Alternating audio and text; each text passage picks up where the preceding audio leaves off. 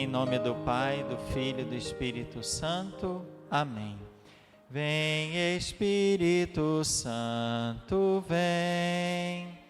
Vem iluminar nossos caminhos,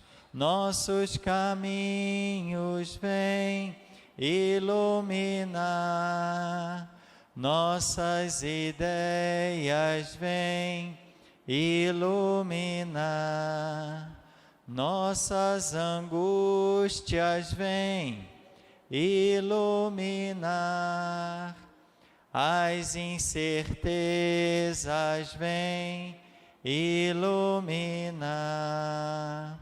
Vem, Espírito Santo, vem, vem iluminar. Ave Maria, cheia de graça, o Senhor é convosco. Bendita sois vós entre as mulheres, e bendito é o fruto do vosso ventre, Jesus. Santa Maria, Mãe de Deus, rogai por nós, pecadores, agora e na hora de nossa morte. Amém. São Sisto e seus companheiros mártires, rogai por nós. Em nome do Pai, do Filho e do Espírito Santo. Amém. Retomando. Sisto foi um papa da igreja que, enquanto ele estava na catacumba, agora vamos ver se eu vou lembrar, se não me engano, de São Calixto, em Roma, celebrando a Eucaristia, ele mais... Oi, Ruth, tudo bem?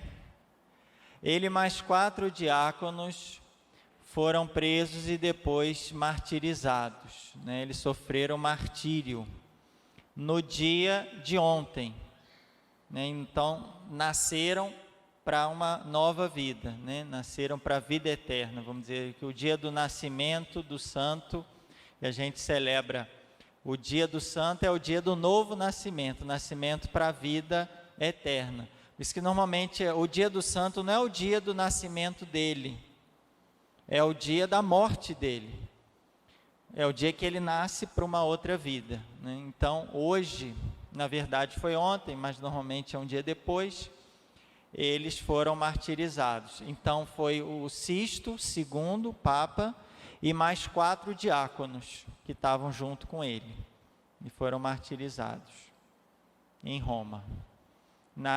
Eles estavam celebrando a catacumba e foram enterrados na mesma catacumba onde eles foram pegos lá pelos perseguidores dos cristãos. Na época ainda a igreja estava sofrendo aquela primeira grande perseguição, que terminou com o Edito de Milão de Constantino, em 313. Então ele estava ali antes desse período, né, quando a igreja sofria ainda perseguição, e sofre ainda hoje, só que de forma diferente, né?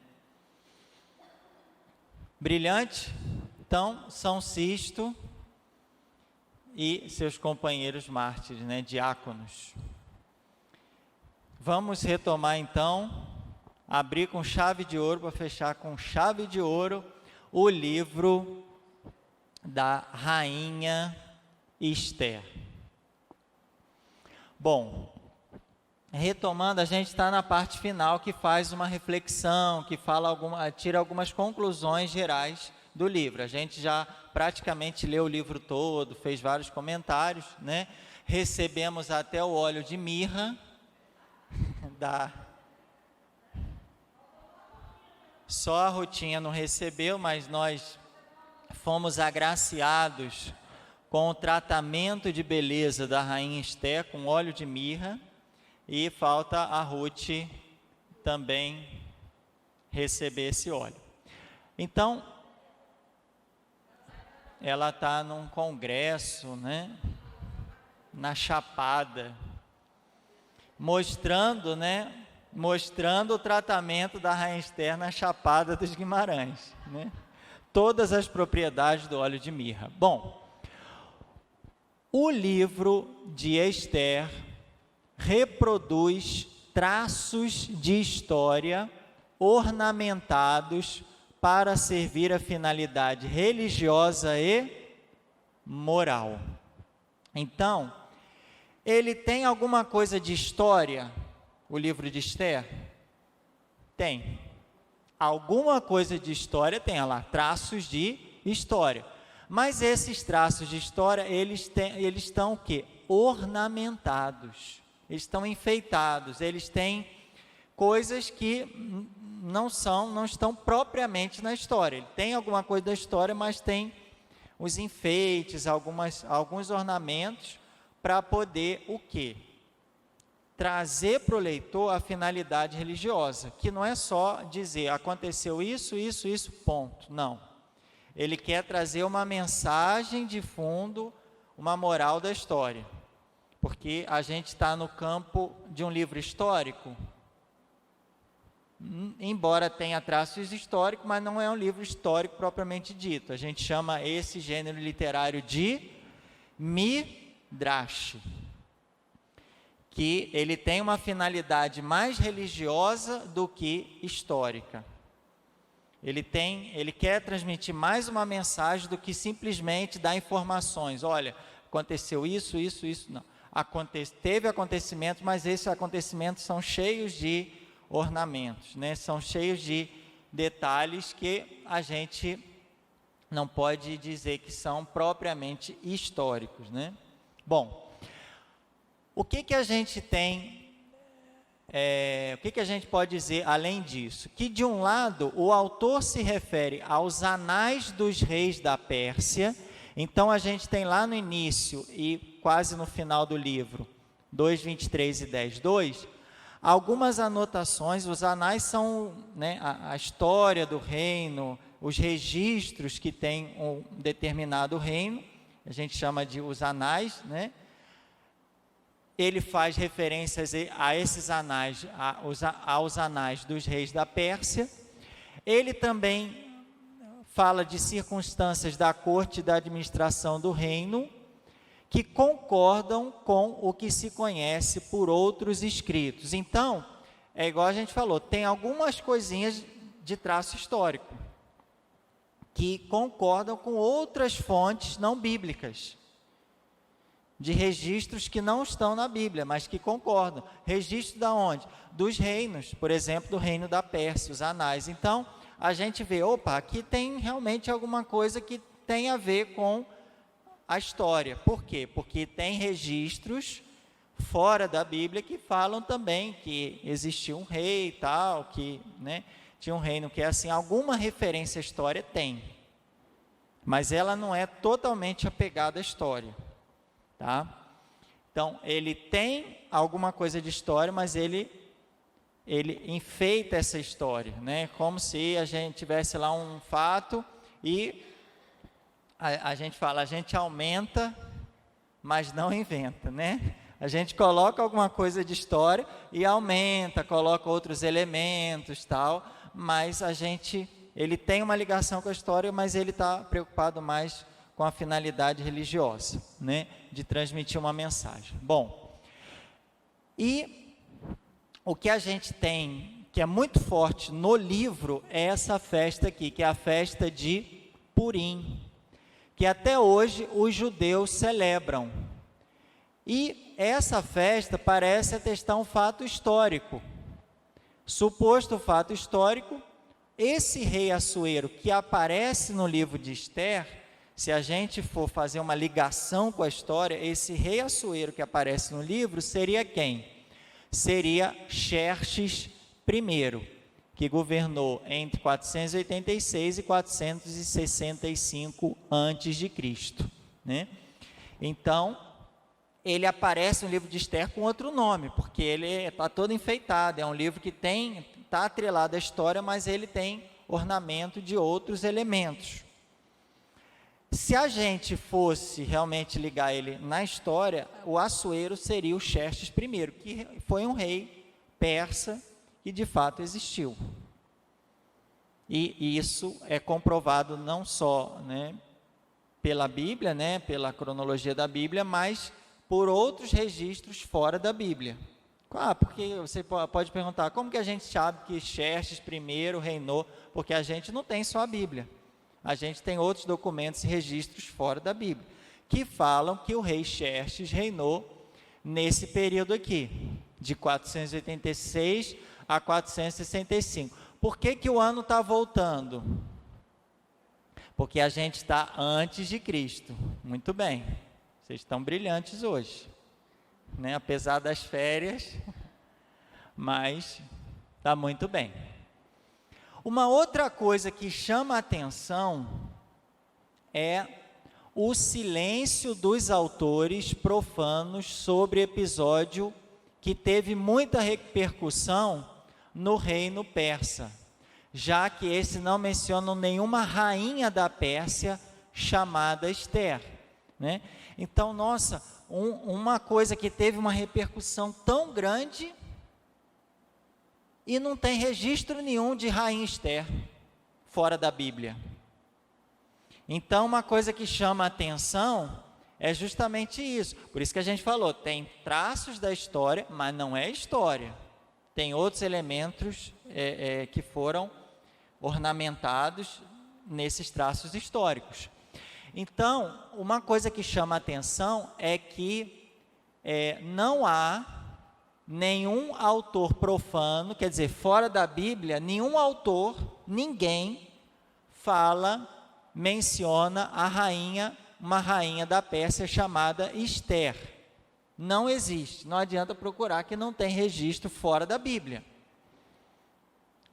Com isso, a gente conclui que essa heroína israelita, assim como a repudiada Vasti, que era a rainha anterior, né, que foi substituída por Ester, ela tenha sido apenas uma das concubinas prediletas de Xerxes I, que teve sempre como esposa a rainha Amestre.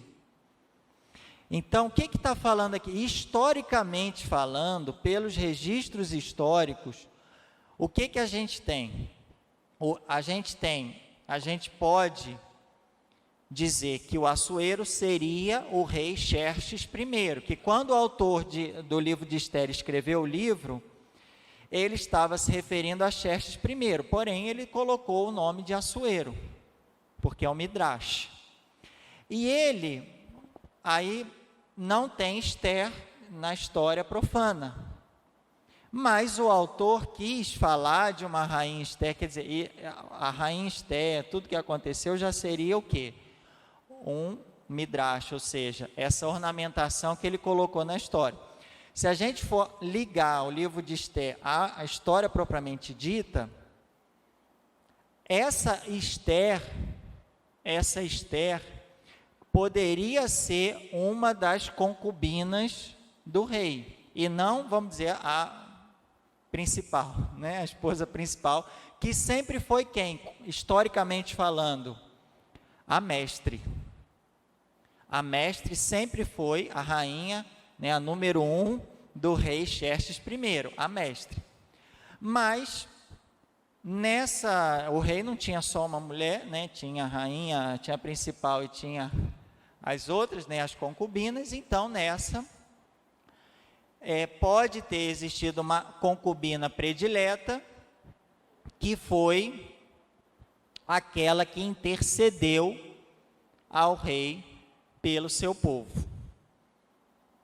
Entendeu? Ele pode ter tido uma concubina muito bonita, predileta, que intercedeu ao rei pelo seu povo.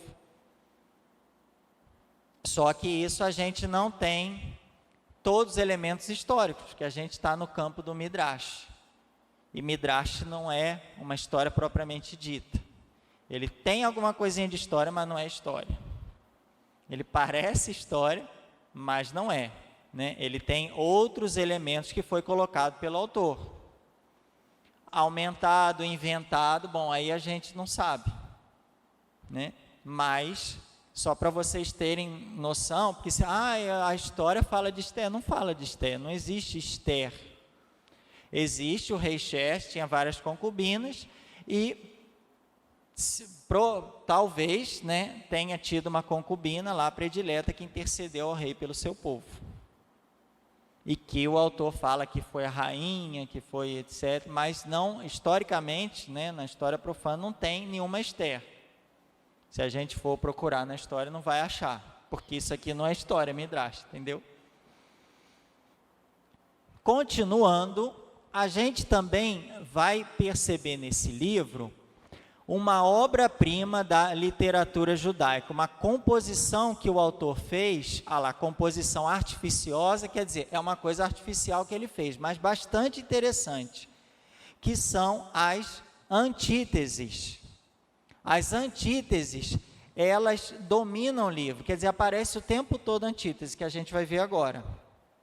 Por que antítese? Porque ela dá um caráter dramático e de uma admirável beleza, porque quanto mais a gente tem o contraste, mais a gente tem ali o drama, a história fica mais interessante, né? Quanto maior o contraste, maior é a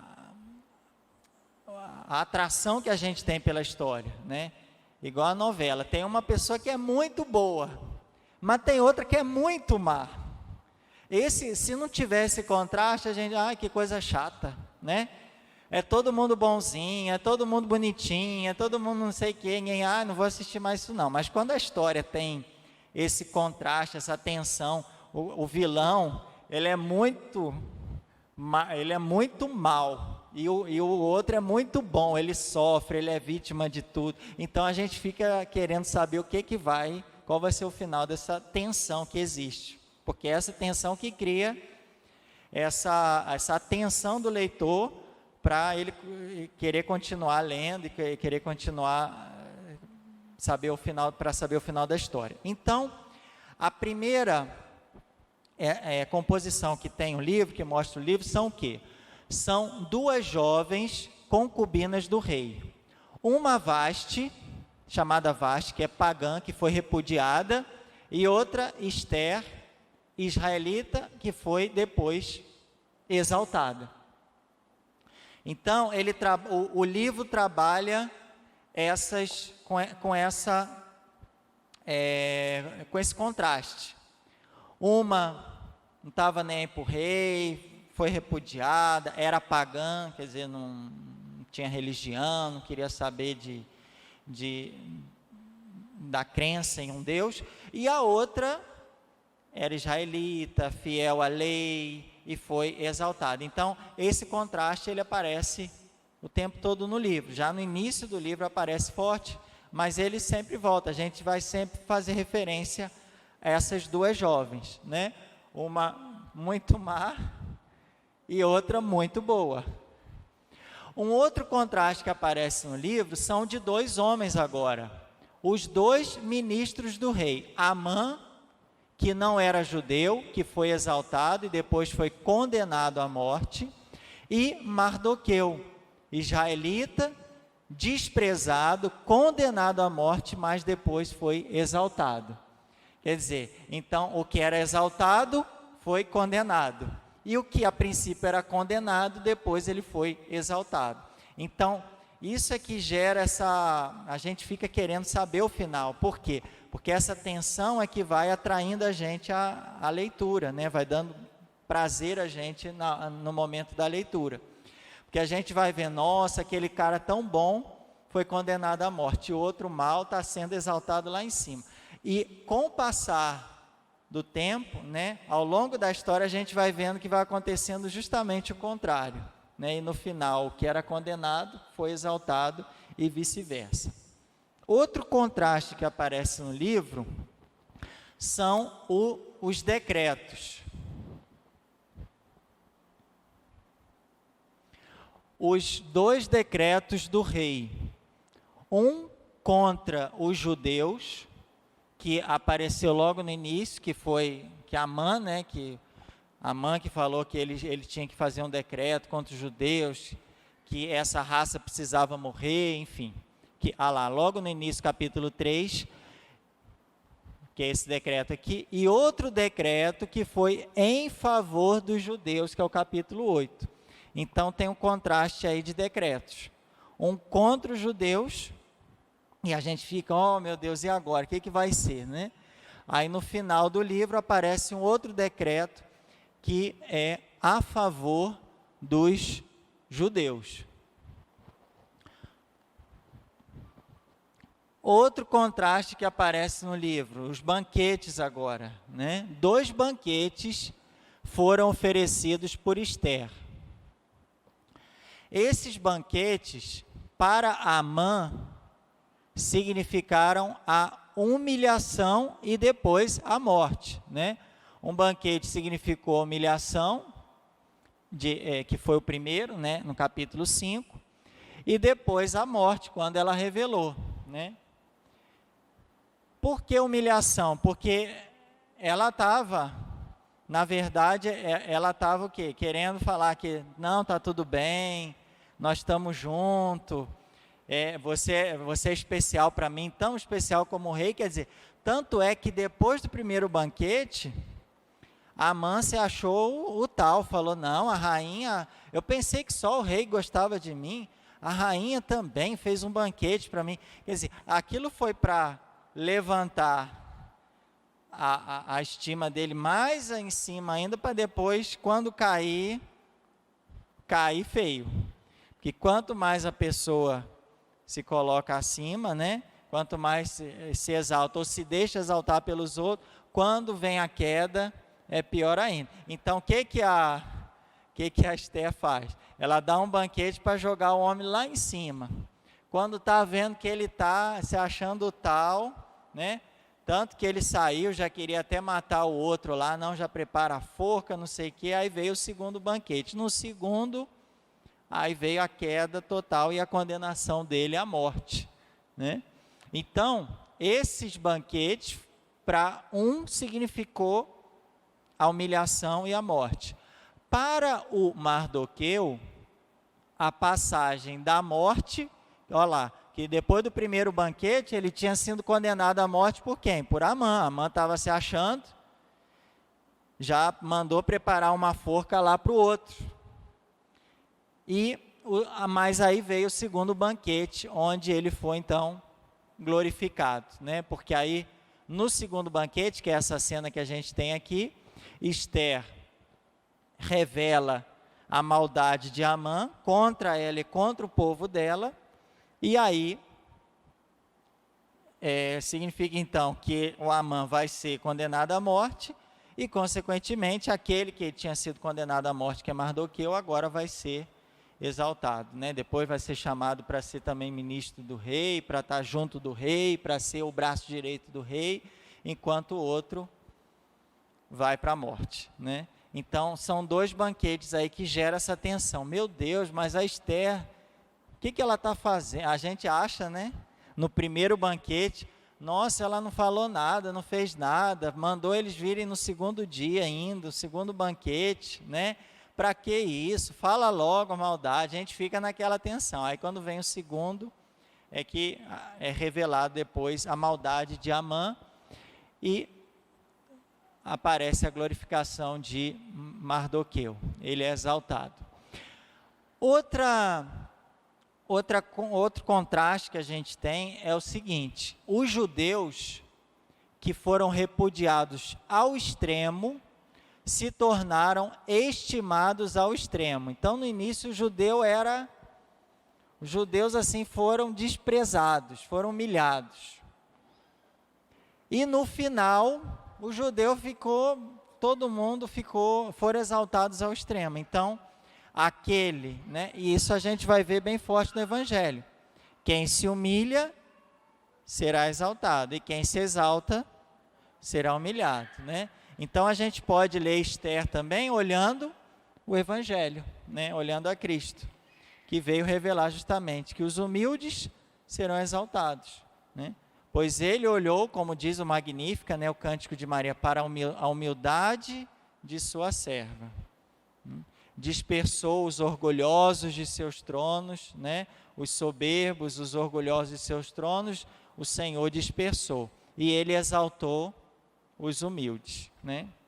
Então, essa é a lógica também do livro de Ester. E aqui, eu preparei uma linhazinha do tempo para a gente poder entender melhor, mas vamos chegar lá. Ruth, muita calma nessa hora, pode colocar o óculos, mas depois eu vou dar uma ampliada também. O número 3 fala o seguinte: qual que é o objetivo do livro? Qual que é a finalidade do livro? É levantar os ânimos dos judeus que depois do exílio viveram sempre sobre o domínio estrangeiro. Gente, vocês imaginam, até o exílio mais ou menos vocês sabem como é que foi a história dos judeus, mas depois do exílio, depois que eles voltaram do exílio, eles sempre tiveram sob o domínio estrangeiro. Oi? Ih, vai tirar o Espírito Santo ali no altar. Vai aqui.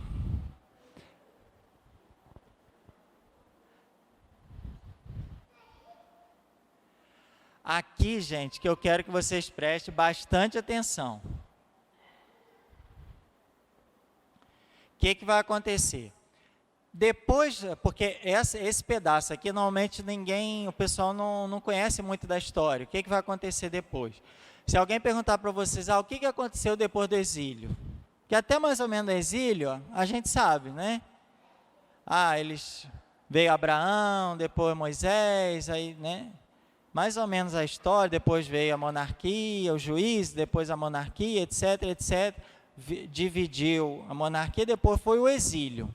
Mais ou menos até o exílio, mais ou menos, a gente sabe. Agora, o que aconteceu depois do exílio? Depois do exílio, gente, os judeus sempre tiveram a dominação estrangeira.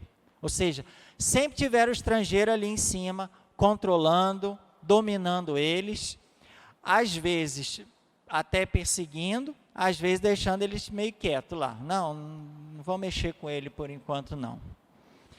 Isso aqui que é importante. Depois do exílio, eles sempre tiveram a dominação estrangeira. Depois do exílio, eles sempre tiveram dominação estrangeira. Sempre. Como assim? E ali eu trouxe para vocês aqui, ó. Por exemplo, primeiro foram os persas. Ruth, está vendo melhor? Depois foram os gregos.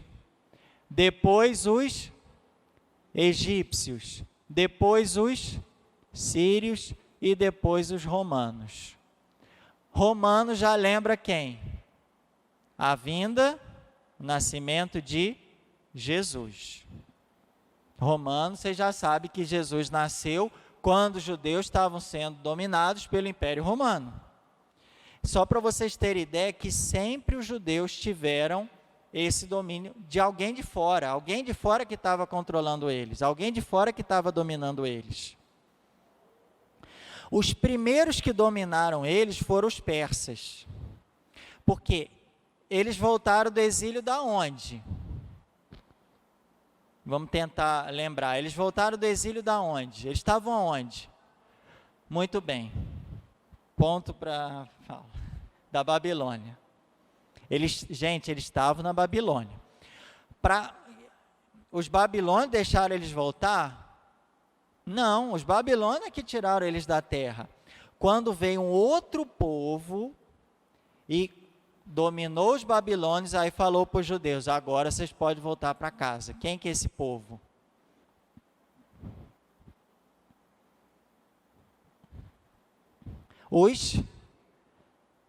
Pode falar alto, Karina, que está certo, sua resposta está exata. Os persas, gente. Então, chegou esse primeiro povo aqui, ó, os persas.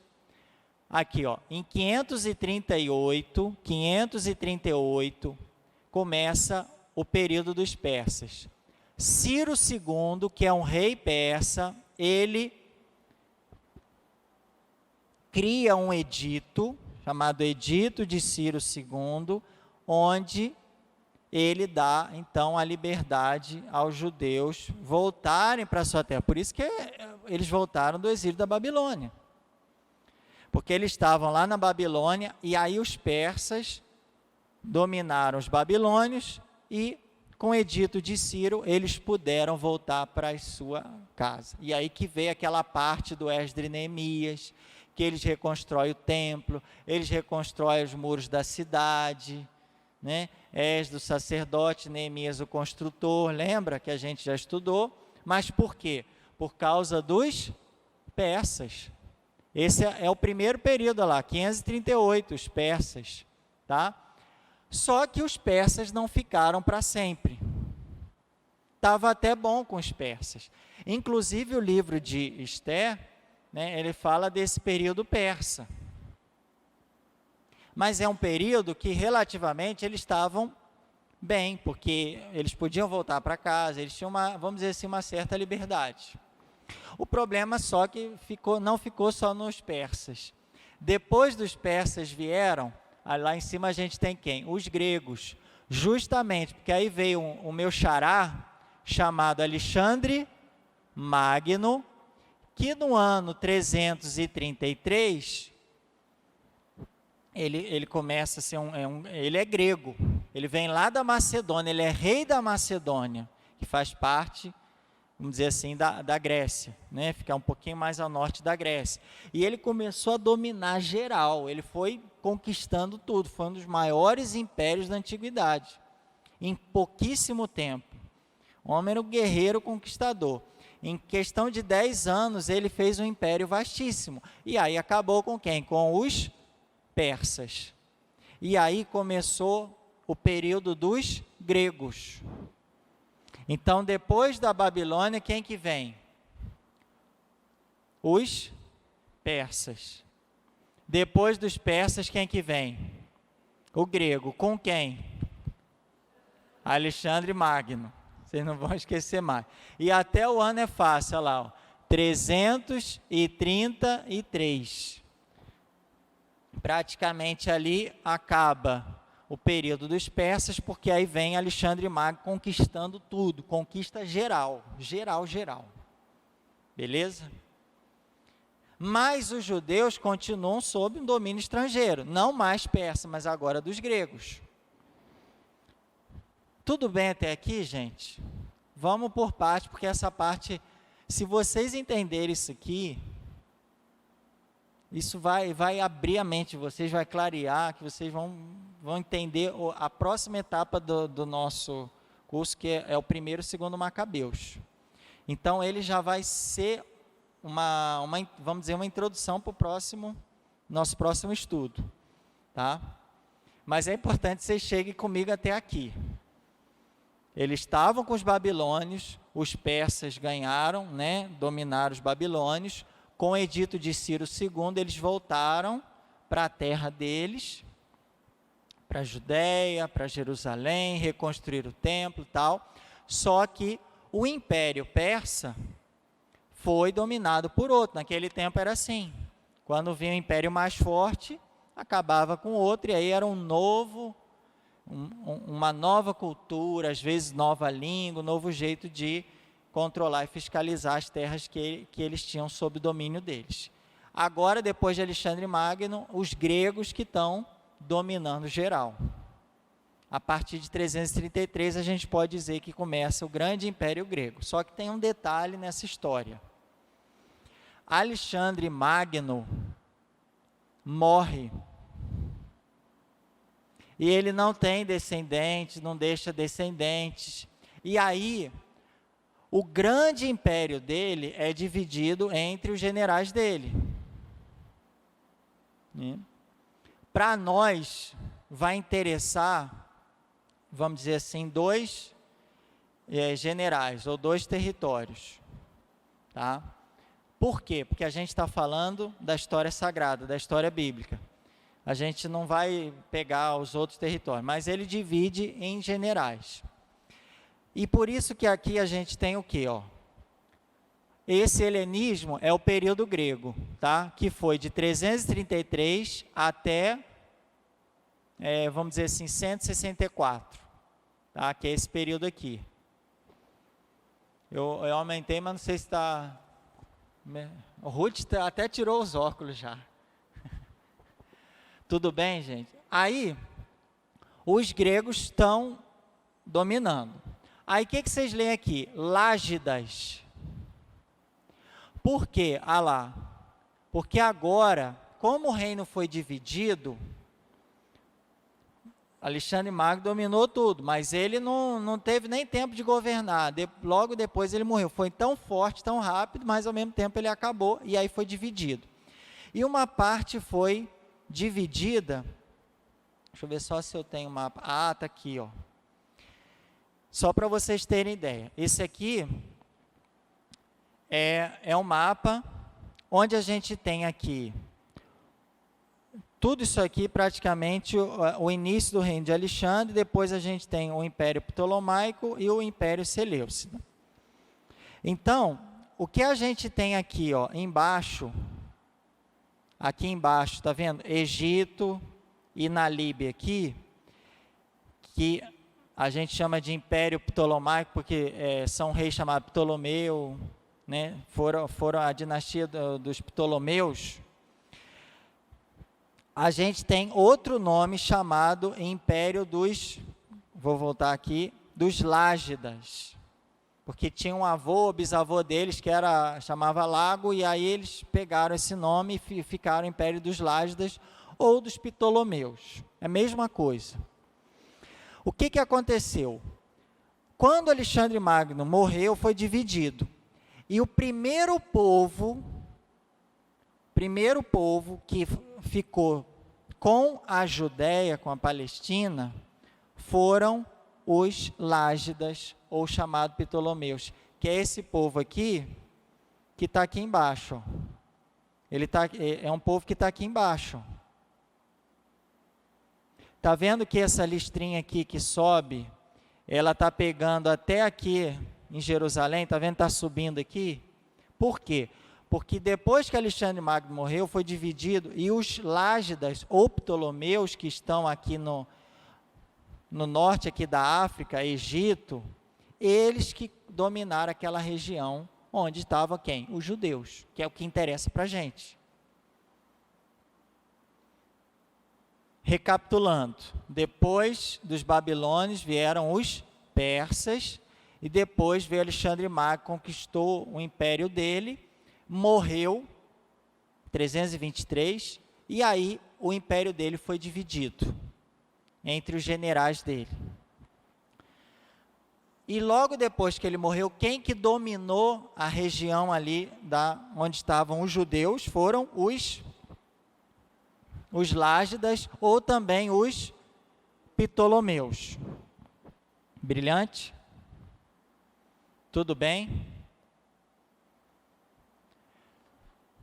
Esse período aí, dos Lágidas, ou Ptolomeus, que começou com Alexandre Magno, depois ele morreu, aí veio Ptolomeu I, II, etc., até Antíoco III, foi um período até mais tranquilo, que vai de 333 até 200. O problema foi que depois,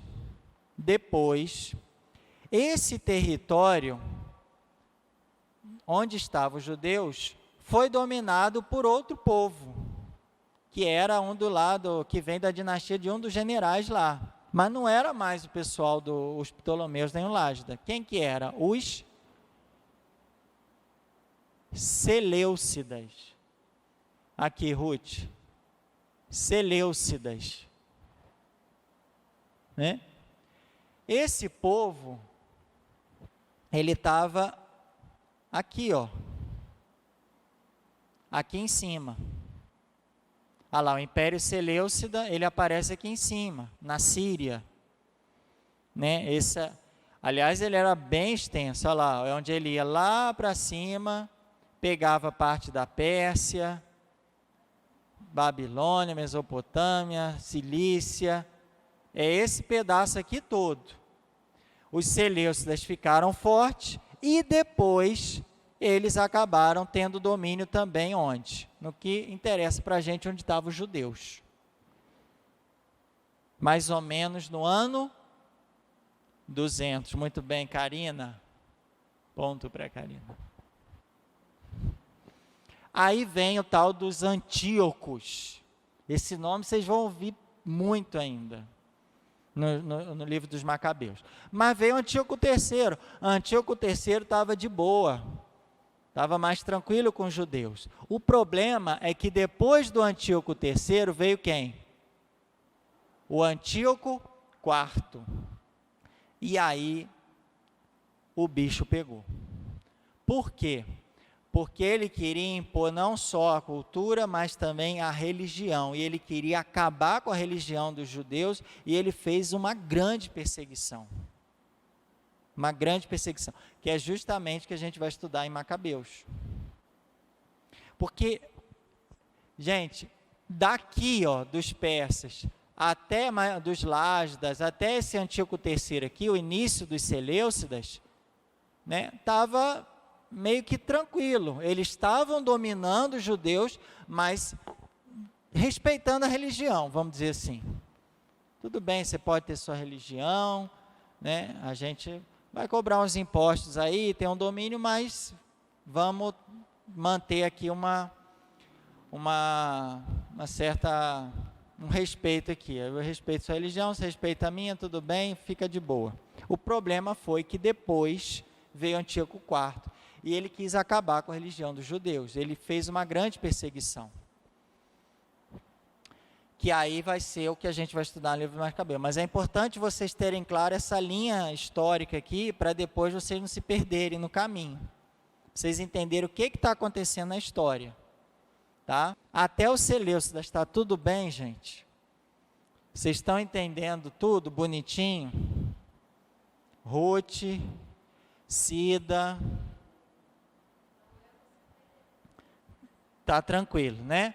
Essa linha também vocês têm na Bíblia de vocês, tudo. Não talvez desse jeito, mas é que a gente agora está explicando para vocês, porque isso aqui vai ser importante para vocês entenderem o próximo passo, entender a história. Bom, o que aconteceu? O Antíoco IV, o que ele fez? Ele começou a querer destruir a religião judaica. Se quiser, eu mando depois isso aí, a figura para vocês, no zap, tá? Mas se quiser tirar foto também pode, né? Agora, quando o Antíoco IV fez a grande perseguição, houve uma resistência por parte dos judeus, começando lá de Matatias, do sacerdote Matatias, depois dos seus filhos, os irmãos Macabeus, que significa martelo, os irmãos martelo, porque eles davam martelada mesmo, porque eles foram resistentes à invasão e ao domínio do Seleucidas. Tanto é que a gente tem aqui, Antíoco IV, depois tem o quê? Simão Macabeu. Esse Simão Macabeu é um judeu, irmão de Judas Macabeu. Eles eram, tinham vários irmãos que foram resistentes, mas só com Simão Macabeu que eles conseguiram realmente dar um basta na dinastia dos Seleucidas, e aí eles começaram o quê? A dinastia dos Asmoneus. Olha lá, Ruth.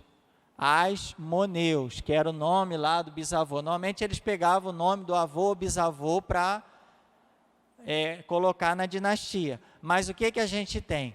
Aí vai Simão Macabeu, o filho dele, o neto dele, e assim por diante.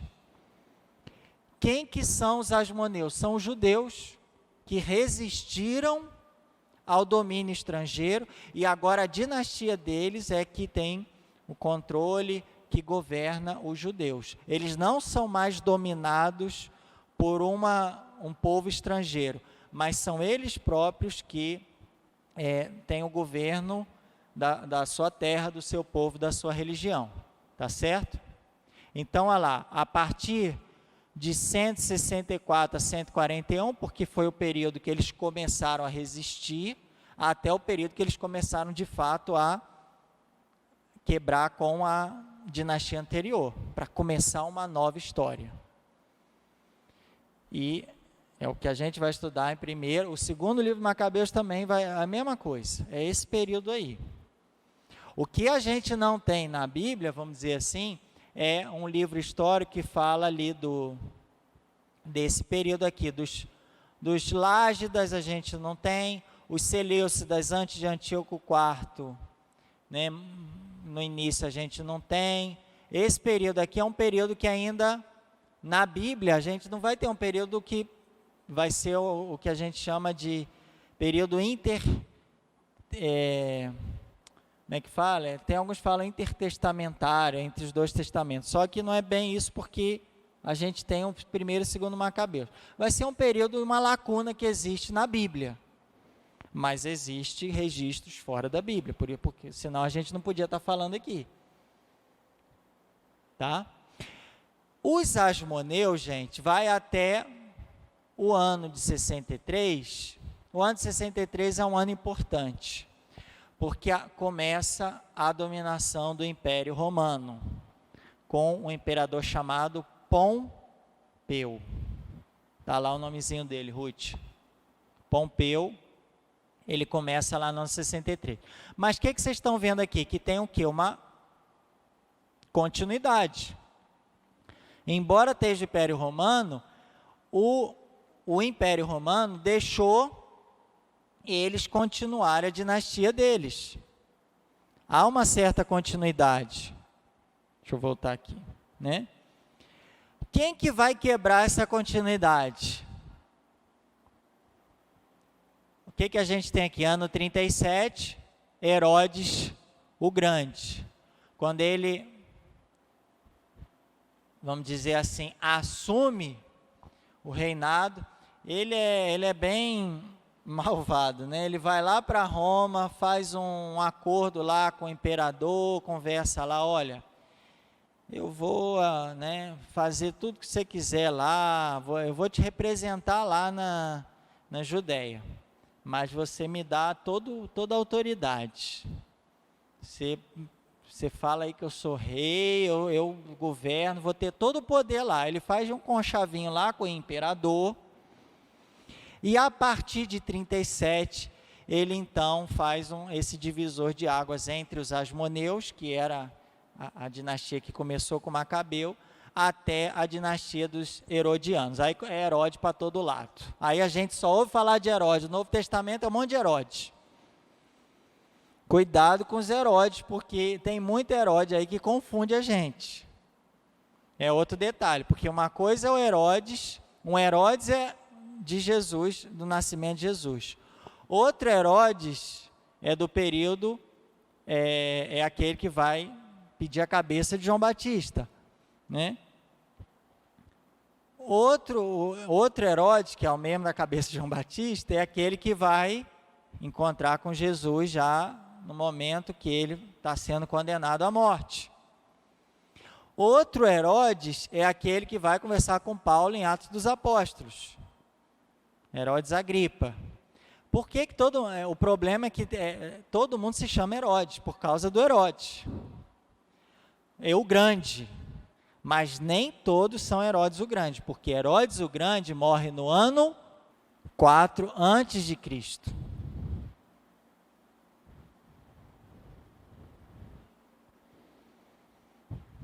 Brilhante? Recapitulando então, essa linha vocês não podem esquecer, vocês têm que sonhar com ela, tá? Porque ela vai abrir assim a mente de vocês, por que está acontecendo na história.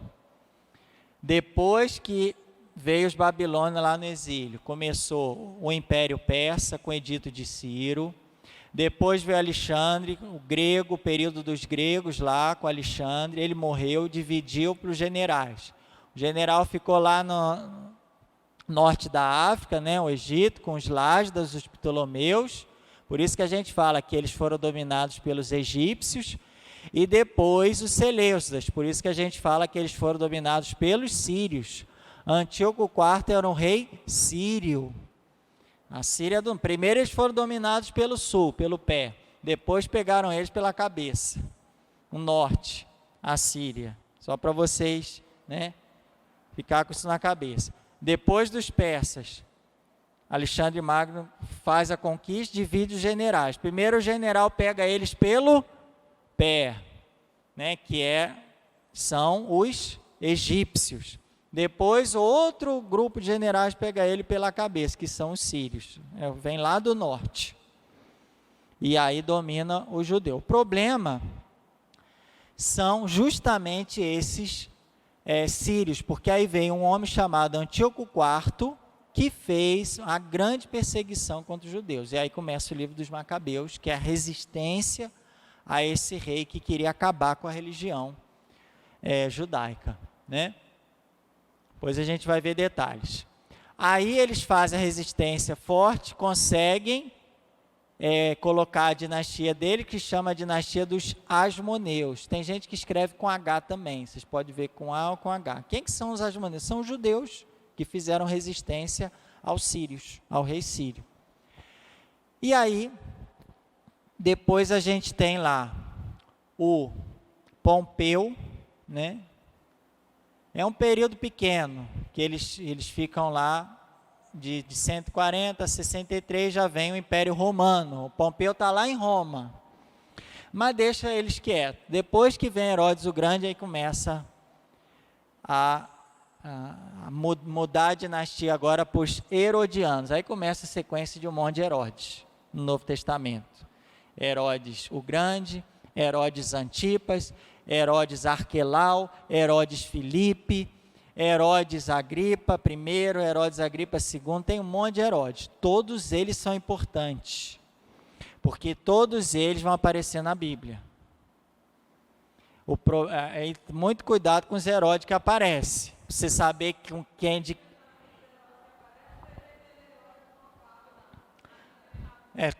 quase todos são malvados, muito malvados.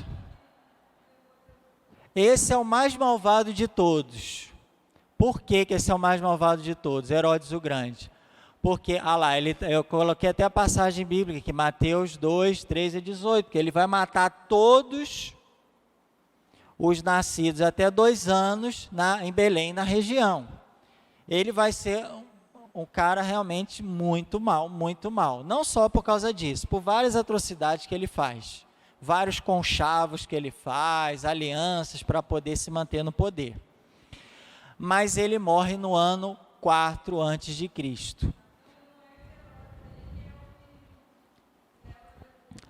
Esse Herodes não é o Herodes que vai encontrar depois Jesus lá com Pôncio Pilatos. É esse? Esse é o que manda matar todos os meninos, Herodes o Grande. Exatamente, é isso que eu vou chegar agora, nesse ponto aí, Karina, que você tocou. Presta atenção. Isso, manda matar todos os do sexo masculino, porque ele não quer perder o poder dele, a sede de poder que ele tinha. Gente, presta atenção agora. Herodes o Grande morre no ano 4 antes de Cristo. Não está um pouco estranha essa história? Como que ele morre no ano 4 antes de Cristo, sendo que ele manda matar todos por causa de Cristo, por causa do nascimento de Cristo? Quando foi feita a conta dos anos lá no calendário da era cristã, deu até frio na Érica. O que aconteceu? Quem fez as contas, tem o nome lá da pessoa, depois a gente pode também pesquisar e mandar para vocês depois. Ele contou lá os dias, só que não tem a tal da margem de erro, ele não foi só a margem de erro, foi um erro de anos. Porque, gente, se na história Herodes morre no ano 4 antes de Cristo, significa que, historicamente, Cristo teve que nascer antes da morte de Herodes. Porque se Herodes manda matar todos até 2 anos, né? De 1 a 2 anos, significa que pelo menos a gente tem que jogar o nascimento de Cristo a 2 anos antes da morte de Herodes, que foi 4 antes de Cristo.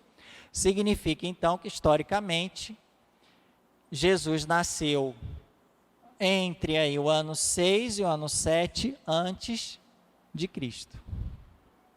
Entenderam? Uma coisa é você marcar o tempo, hoje é dia 1, 2, por exemplo, hoje é dia 9. Eu posso falar, hoje é que dia? Hoje é dia 7, né? Eu posso falar que hoje é dia 15? Eu posso estipular hoje, não, a partir de hoje, gente, a partir de hoje, hoje é dia 14 de agosto. Decreto isso para o mundo inteiro, tal, muda o sistema de todos os computadores lá, porque a humanidade toda decidiu que hoje, ou um rei, ou um imperador, sei lá, decidiu que hoje é dia 14 de agosto, não é dia 8. Posso. Ah, mas hoje não é dia 8? Sim, mas uma coisa é o que você define como que vai começar o tempo. Outra coisa é o fato. Como que a gente sabe que Jesus nasceu antes dele, vamos dizer assim? Porque, historicamente, a gente sabe, tem certeza que Herodes morreu no ano 4 a.C., porque tinha outras formas de a gente contar o tempo. Por exemplo, eles contavam da fundação da cidade de Roma. Então, o ano 1, que foi o nascimento de Cristo, não era bem o ano 1, era o ano, não sei lá, 700 e pouco, da fundação de Roma. Então, eu tenho outros critérios, outros fatores que contavam os dias, os anos, né, e o tempo, que me fazem afirmar que quem fez o cálculo para o nascimento de Cristo, que quem fez o cálculo não foi a pessoa que estava lá na hora do nascimento de Cristo, foi muito tempo depois. Ele fez o cálculo e errou em alguns anos. Então, na verdade, olha que silêncio. Historicamente falando, Cristo não nasceu no ano 1 da era cristã, ele nasceu no ano 6 ou no ano 7 antes de Cristo. Por quê? Porque Herodes morreu no ano 4 antes de Cristo. Se a gente sabe isso, a gente tem que voltar pelo menos 2 anos na história. Entendeu? Ah, por que ele morreu antes dele? Não é que ele morreu antes dele. Antes contaram, na hora lá de fazer as contas, eles contaram o ano 1 e não levaram em conta todos os fatores. Na hora erraram a conta, a gente não erra? 1858 dividido por 45. Ixi. Então, eles não tinham toda a tecnologia, aparatos, instrumentos para poder contar. Então, na realidade, por isso que eu coloquei ali, o que eu coloquei ali? O ano 4 antes de Cristo e uma estrelinha antes desse ano, porque Jesus nasceu antes de Herodes morrer. Historicamente falando, não posso falar que Jesus nasceu depois que Herodes morreu, porque Herodes que mandou matar por causa do nascimento de Jesus. Então, Herodes estava vivo, só que no ano 1, Herodes já estava morto há 4 anos. Então, eu tenho que jogar o nascimento de Jesus mais pelo menos 2 anos. Então, historicamente falando, ele nasceu 6 ou 7 antes de Cristo. Aí depois vocês podem pesquisar aqui. Só que a gente conta o ano 1 como o ano da era cristã, porque aí já ficou institucionalizado assim. Mas isso para nós ocidentais, né? Para outros, até outros grupos, eles têm maneiras diferentes de contar os anos, né? Não tem lá o ano chinês, o ano, não sei, 1000, 2000, 3000 e tantos, porque, né, os povos de outras culturas, eles têm um jeito diferente de contar os anos. Só que ficou, assim, quase que mundialmente, foi de modo sistematizado assim, ficou uma convenção que hoje é o dia 7 de agosto de 2019, depois de Cristo. Embora a gente saiba que Jesus, né, Jesus nasceu um pouquinho antes dele. Ixi, depois desse Herodes é que tem Herodes. Depois desse, aí eu tenho que dar outros detalhes para vocês, porque, na verdade, ele pega toda a região da Judéia. E os outros que virão não vão pegar toda a região, vai ter por dentro da Palestina, de toda a região, eles vão se dividir em regiões. Por isso que esse aqui é chamado Grande, porque ele fez um conchavo tão grande com o Império Romano, que ele pegou tudo, ele dominava tudo, toda a região. Tanto que ele mandava em Jerusalém, mas mandava lá em Belém. Esse foi o primeiro e grande Herodes. Dele vieram os outros, tá? Mas até esse Herodes o Grande, vocês entenderam? Mais ou menos? Adelar, o que você... Tá. Eu quero que depois vocês me lembrem de mandar essa imagem para vocês. Vocês vão depois olhá-la novamente. Eu posso também mandar esse mapinha aqui para vocês. Não sei, porque eu não sei se...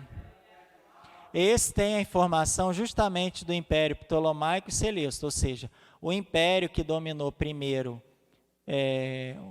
a Judéia, que estava aqui ao norte da África, e depois o de cima, que é o rei Sírio, tá? Deixa eu ver só se... Então, gente, vamos ficar com essa informação. Se vocês quiserem, a gente conversa sobre os Herodes. A gente abre um parênteses na próxima aula e conversa sobre os Herodes, a partir de Herodes o Grande. Porque tem algumas informações que a gente tem que dar também com muita calma, porque é um pouquinho mais complicado do que essa linha do tempo aí. Para vocês entenderem, vamos dizer assim, os parentescos, os domínios, porque não é assim, depois de Herodes Grande veio outro, não. Veio outro, mas ele não dominava tudo que dominava o Grande. Então, para vocês entenderem, a gente precisa com calma ver cada Herodes no tempo dele, no espaço dele, lendo a passagem bíblica dele, para vocês entenderem de que Herodes a gente está falando, senão vai embaralhar o meio de campo. Mas só falo que uma coisa é uma coisa e outra coisa é outra coisa. E não é verdade, porque os outros têm o problema é que na Bíblia, ele aparece sempre assim, Herodes, né?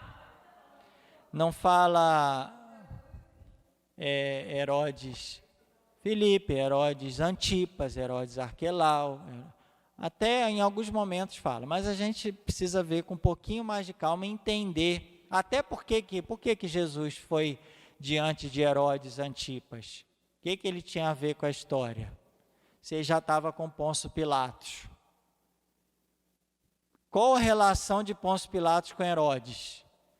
Tinha dois governando o mesmo território, o que era um, o que era o outro? Ou é território diferente? Que rolo é esse aí? Que mandava para um, mandava para o outro? Quem afinal é Herodes? Quem é Pôncio Pilatos? Então, para a gente entender essa questão, aí precisa ter um pouquinho mais de paciência e calma, que é um parêntese bem grande que a gente vai abrir, que é muito mais informação do que essa linha do tempo aqui. Mas primeiro eu preciso que vocês entendam essa linhazinha do tempo aqui. O que é essa linha do tempo? É a sucessão de impérios. O Império Persa, o Império grego, que foi dividido em parte pelos Lágidas, ao sul, e depois foram da Síria lá, os Seleucidas, ao norte. Mas é tudo, a gente está falando do mesmo Império Grego, só que num período foi uma parte que foi dividida, que foram os egípcios, e outra parte foram os sírios depois. Depois eles conseguiram vencer esse domínio, que vem o período dos Asmoneus, que os irmãos, começa lá com os irmãos Macabeus, vocês já lembram, conseguiram vencer o domínio estrangeiro e ficaram um tempo de paz. E depois vem o Império Romano, aí já entra no Novo Testamento, tá? Aí já é a questão do Novo Testamento. Eu só coloquei contínua assim, para vocês terem ideia, porque não há o Antigo Testamento acabou, tem nada a ver com o Novo. Não, é uma sequência. Então a gente está chegando agora na parte do Antigo Testamento, que já é o limite quase do Antigo para o Novo Testamento, historicamente falando, porque a gente está estudando os livros históricos. Então Macabeus vai ser o divisor de águas, vamos dizer assim, o limite entre o Antigo, vai ser o último período do Antigo Testamento, e aí já prepara a gente para o Novo Testamento, porque ele vai falar desse período aqui, ó, o livro de Macabeus, Seleucida, Antíoco IV, Simão Macabeus, pronto, desse período, só que é bem pequenininho, não é desse período aqui não, é desse aqui, ó, daqui, uma bolinha ali, até mais ou menos o início aqui. Esse período não vai falar, porque depois a Bíblia já começa aqui com o nascimento de Cristo, ou melhor, João Batista, Zacarias, lá preparando já o nascimento de Cristo. Brilhante? É assim mesmo, porque a gente não, o estudo bíblico é para isso, para a gente entender a história, porque se a gente não entender isso, não adianta, né? A gente depois lê a Bíblia e não entende, e confunde Herodes, confunde uma coisa com outra coisa, e não, cada coisa tem o seu lugar, o seu tempo, né? Como já diz o livro de Eclesiastes, né? Cada coisa tem um tempo. Então, se não tem mais pergunta, vamos fazer essa oraçãozinha final, agradecendo o Senhor o retorno, e perguntando, cadê o povo do Piracema e do Ouro Fino?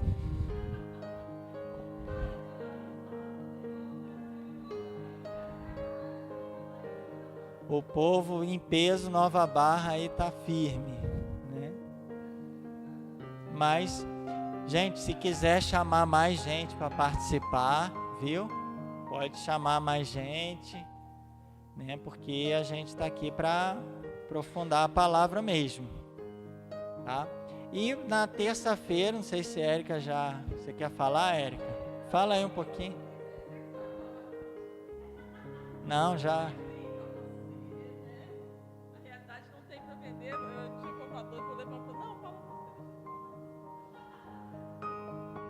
Esse é meu? Obrigado. Cadê a dedicatória? Não, é assim. O Papa Francisco está propondo para esse ano, né, que agora vai chegar o mês das missões, que é outubro, o estudo da carta, né, do Papa Bento XV, sobre a missão, né, no mundo, né? Ele faz ele tem um nome específico, atividade desenvolvida pelos missionários no mundo. Essa carta foi escrita em 1919, gente. Então ela fez 100 aninhos, e a gente vai estudar o que o Papa está querendo falar e tentar também atualizar para o nosso tempo, que tem muita coisa importante aqui. Inclusive na mensagem do Papa Francisco, ele faz menção e fala alguns pontos dessa carta do Papa Bento XV. É muito bonita, é muito boa, tem muita coisa que a gente pode tirar para a nossa vida ainda hoje. Vale a pena.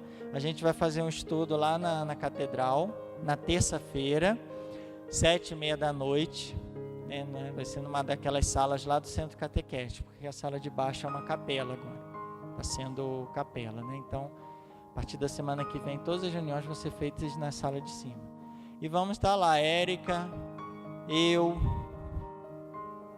o André, a Idelma, a Paula. E como é missão, todos nós somos missionários, né? E é uma oportunidade única que a gente vai ter de fazer um estudo missionário em cima dessa carta especificamente, né?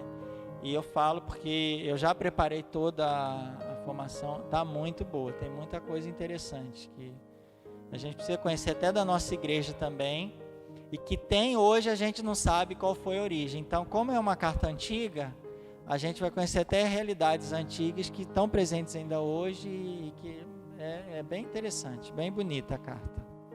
Vale a pena. E é uma carta que ele escreveu, foi para os bispos, né? bispos do mundo católico. Mas como o Papa Francisco está propondo para todos nós, então ela vale para todo mundo. A gente vai fazer uma atualização dela também. Olha, se der, eu espero que dê tempo, porque assim, a ideia é estudar. Eu tirei só algumas coisas da carta que realmente não... É terça que vem já.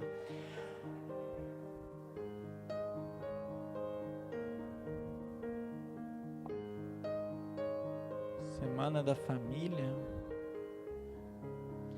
O que vai ter na catedral, que acontece toda terça-feira, é a reunião da Pastoral da Sobriedade.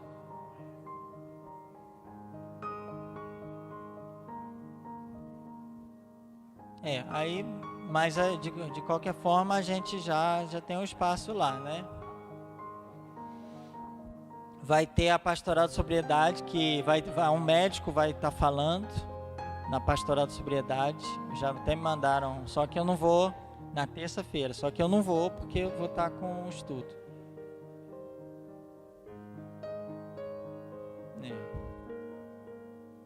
Mas a gente vai estar lá firme e forte, né, Érica? Aí a gente espera estudar todo o documento na terça-feira. Vamos ver se tomara que dê tempo. A não ser que tenha muita pergunta, mas a ideia é estudar tudo na terça-feira. A não ser que não dê mesmo e a gente precise de mais tempo, mas eu acho que vamos ver. Tá? Em nome do Pai, do Filho e do Espírito Santo. Amém. Senhor Jesus, vós dissestes que a vida eterna consiste em conhecer a vós e ao Pai. Derramai sobre nós, né? A abundância do Espírito Santo. Que Ele nos ilumine, guie e fortaleça no vosso seguimento, porque sois o caminho para o Pai. Fazei-nos crescer no vosso amor, para que sejamos como o apóstolo Paulo, testemunhas vivas do vosso Evangelho. Com Maria, Mãe, Mestra e Rainha dos Apóstolos, guardaremos a vossa palavra, meditando-a em nosso coração. Amém. São José, rogai por nós. Pai, Filho e Espírito Santo.